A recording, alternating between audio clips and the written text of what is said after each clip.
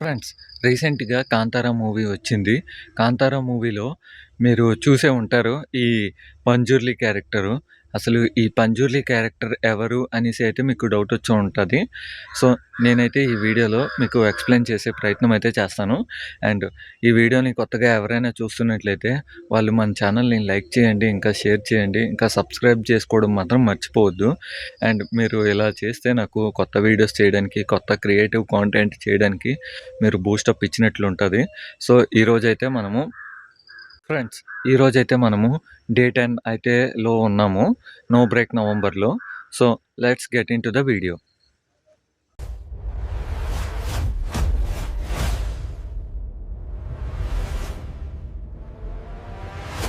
Friends, ఇంకా స్టోరీలోకి వచ్చేస్తే కైలాసంలో అయితే ఒక పంది చనిపోయి పడి ఉంటది.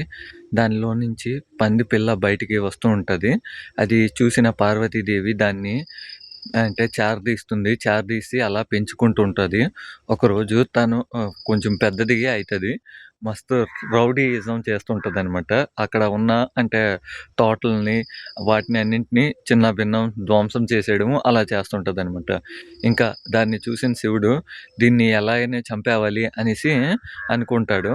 అప్పుడు పార్వతీదేవి వచ్చి దాన్ని ఏమి చేయొద్దు అనేసి అయితే వేడుకుంటది. అప్పుడు శివుడు ఏం చేస్తారు అంటే అప్పుడు దీన్ని భూలోకంలోకి పంపించాలి అనేసి అయితే అనుకుంటాడు. భూలోకంలోకి అయితే పంపిస్తాడు.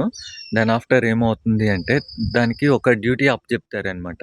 అంటే ఏంటి అక్కడ ఉన్న భూలోకంలో ఉన్న పంటలని ఇంకా ప్రజల్ని కాపాడాలి అనేసి అయితే తనకి డ్యూటీ అప్పజెప్తారు.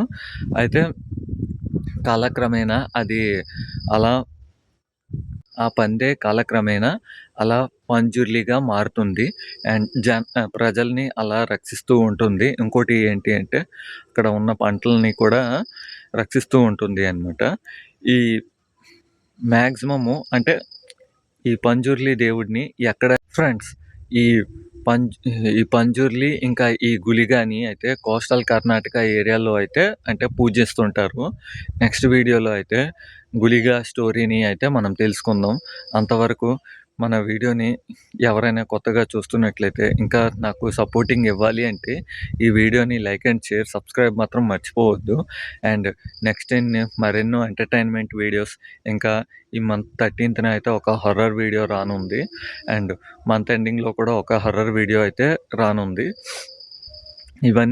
ఈ అప్డేట్స్ అన్నీ మిస్ అవ్వకుండా ఉండాలి అంటే మీరు మన ఛానల్‌ని సబ్స్క్రైబ్ చేసుకోవడం మాత్రం మర్చిపోవద్దు. Thank you so much.